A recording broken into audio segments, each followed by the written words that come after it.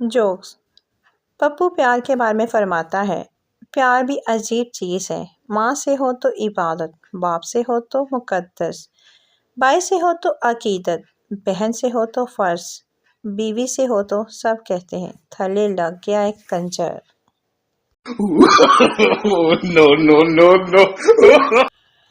Joke. فرشتوں کی گاڑی رمضان سے پہلے شیطانوں کو لینے آ رہی ہے۔ تمہیں میری قسم، میری جان تم چھپ جانا۔